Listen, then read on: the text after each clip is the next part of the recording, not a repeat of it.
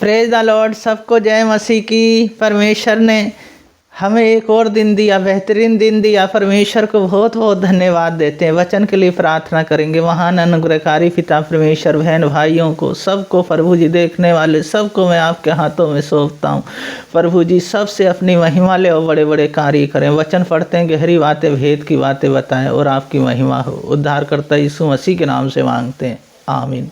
वचन पढ़ेंगे मत्ती 11 अध्याय 1 पद से 19 पद तक। जब यीशु अपने 12 चेलों को आज्ञा दे चुका तो वह उसके नगर में उपदेश और प्रचार करने वहाँ से चला गया।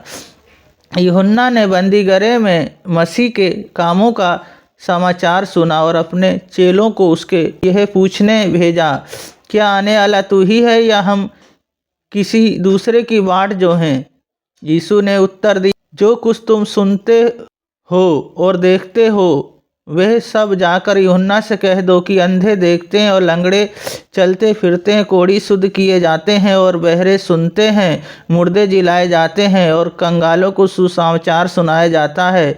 धन्य है वह जो मेरे कारण ठोकर ना खाएं। जब वह वहाँ से चले दिए तो यीशु यूहन्ना के विषय में लोगों से कहने लगा, तुम क्या जंगल में क्या देखने गए थे? क्या हवा से हिलते हुए सरकंडे को?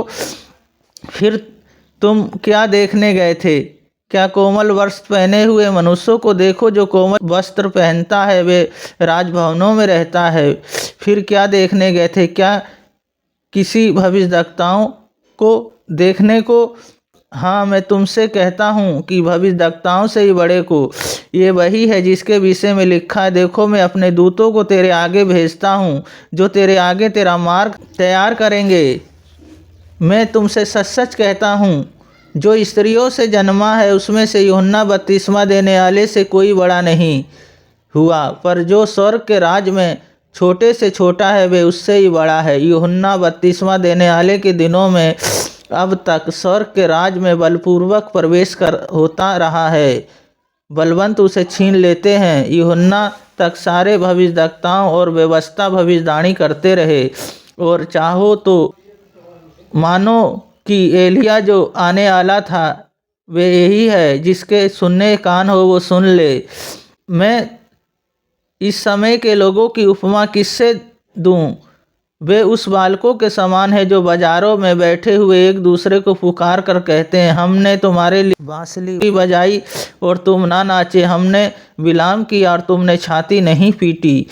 क्योंकि यूहन्ना ना खाता आया और ना पीता और तुम कहते हो उसमें दुष्ट आत्मा है। मनुष्य का पुत्र खाता पीता आया और वे कहते हैं, देखो पेटू और पियक्कड़, वसूल लेने वाले और पापियों का मित्र, पर आज्ञा अपने कामों से सच्चा ठहराया गया है। इस वचन को पढ़े जाने को परमेश्वर आशीष दे।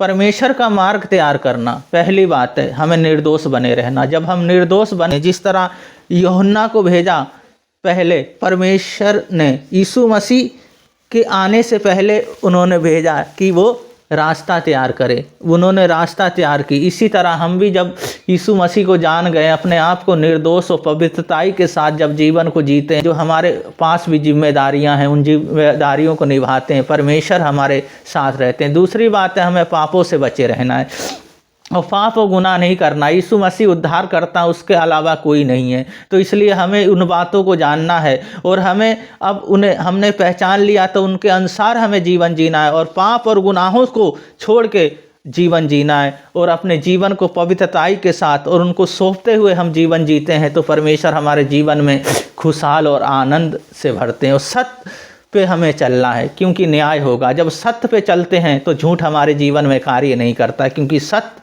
हमेशा का, झूठ पल भर का है। झूठ नाश हो जाता है पर सत्य पे हमें चलना है। पहली बात है हमें निर्दोष बने रहना है। दूसरी बात है हमें पाप से बचे रहना। तीसरी बात है हमें सत्य पे चलना है। जब हम सत्य पे चलते हैं, जब हम तैयार रहते हैं, जब हम आज्ञाओं को मानते हैं तो परमेश्वर हमारी अगुवाई करते हैं और हमें उस मार्ग पे लेके जाते हैं जिस मार्ग के लिए उन्होंने हमें बनाया है। तो हमें क्या करना है? अपने जीवन को परमेश्वर के अनुसार जीना है। वो हमें हमेशा आनंदित रखेंगे, हमेशा खुश रखेंगे, पर हमें उनके साथ बने रहना। वो कहते हैं तुम मुझ में बने रहो, मेरे वचन तुम में बने रहें। तो हम जब उनमें बने रहते हैं तो हमारे जीवन में कार्य करते हैं। प्रार्थना करेंगे। महान अनुग्रहकारी पिता परमेश्वर, भाई बहनों को, बच्चों को, सबको मैं आपके हाथों में, आपके लहू में ढकता हूँ। प्रभु जी, ये रचना है आपकी, आपने चुना है, तो प्रभु जी होने दे कार्य। प्रभु जी, बीमारियां हैं, यीशु मसीह आपके नाम से चले जाए। जिनको पैरालाइज है प्रभु जी, वो चलने पाए। जिनको पाइल्स है, वो चंगे होने पाए। प्रभु जी, देख नहीं पाते वो देखने पाए। प्रभु मेरे यीशु मसीह जी, जो प्रभु जी जिनका कोख बंद है, कोख खुलने पाए, उनके बच्चे होने पाए। जिनकी शादी नहीं हुई, उनकी मैरिज होने पाए, उनको पार्टनर मिलने पाए। जिनका घर बनना है प्रभु जी उनका घर बनने का इंतजाम करें, घर बनने पाए मेरे यीशु मसीह। जिनका कर्ज है, यीशु मसीह के नाम से चले जाए। जिनका कोर्ट केस है, इनके पक्ष में आने पाए, जीतने पाए। जो जेल में बंद है प्रभु जी, जो जेल से छूटने पाए और आपकी महिमा और प्रशंसा और तारीफ में बढ़ने पाए। प्रभु जी, सबसे अपनी महिमा ले और बड़े बड़े कार्य जीवन में करें। पिता, पुत्र, पवित्र आत्मा के नाम पे सबको आशीषित करते हैं। सारा गौरव आदर महिमा आपको देते हैं। उद्धारकर्ता यीशु मसीह के नाम से मांगते हैं, आमीन। परमेश्वर के वचन के अनुसार जीते रहें, परमेश्वर की महिमा करते रहें। परमेश्वर आप लोगों को बहुत बहुत आशीष दें। सबको जय मसीह की।